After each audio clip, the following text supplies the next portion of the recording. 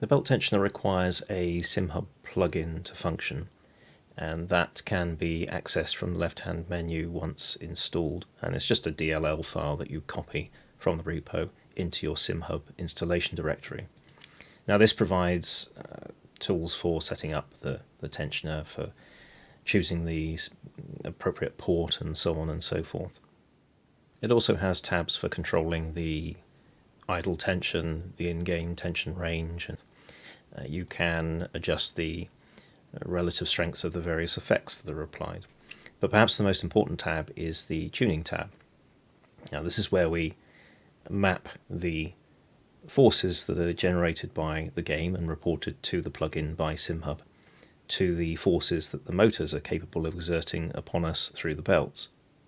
Now this is important because the range of input that we might get from SimHub is extreme. You could be driving something like a off-roader, or you could be driving an F1 car.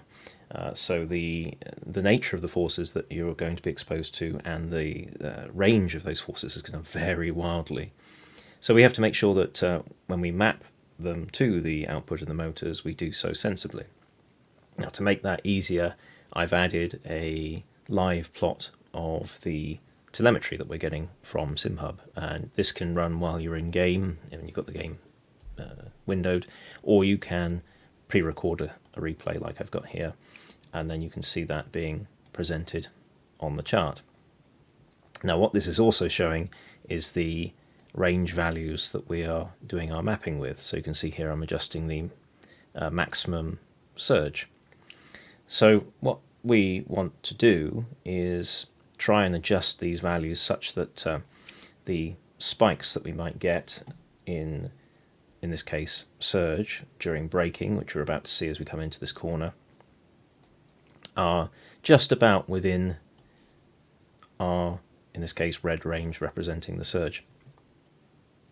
Now we can make that process easier by finding in our replay tool here an area where we've got the sort of forces that we're looking for. So I want to bring the range down to there. And now you can see those spikes in the surge value, and we can tune for that. Now this has already been adjusted reasonably well for the braking forces that we might expect in this class of vehicle. Other vehicles, like say F1, are going to be able to brake and accelerate much more dramatically.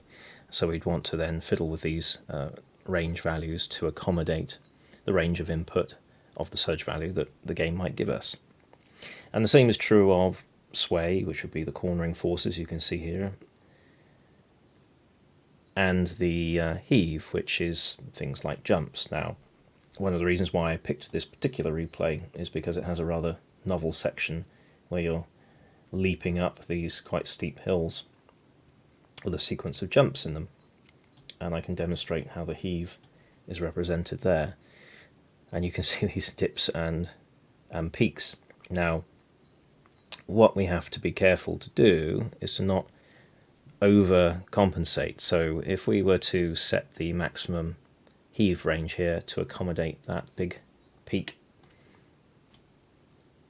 near the top, that one there, then these other jumps that we've got here would not be perceivable. They would be too weak in terms of the force output of the motor, because they represent only a small part of this mapping range. So what we have to do is say, okay, well that is a very rare peak, and it's not that much of a problem if we clip that off, because that would want to be a maximum output section anyway. So what we'll do is tune for maybe the more modest jumps that we have here, and just accept the fact that that's going to clip a little bit. And again, the same for the negative forces that would be applied there as well. And that now should give us quite an engaging range of force that can be output by the motors. So those jumps we're going to really feel when we do them in the belts tightening and loosening.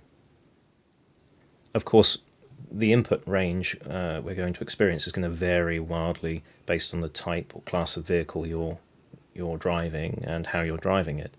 So for players who are going to switch between different vehicle classes in the same gameplay session, we don't want them to have to come back to this tab and start fiddling with sliders. That would be completely impractical. So we need a solution to that. And I can think of two ways of doing that.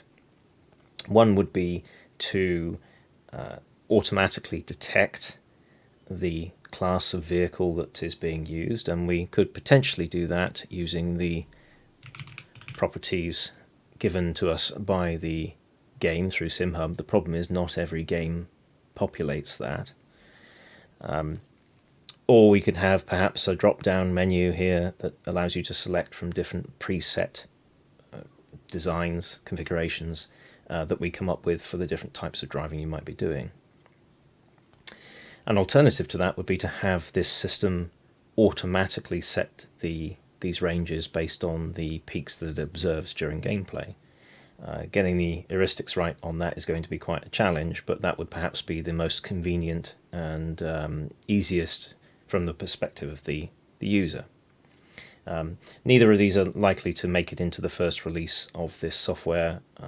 It is going to be open source, so you can have a look, potentially suggest better approaches if you can think of them, and then I expect these sorts of features to appear in future releases.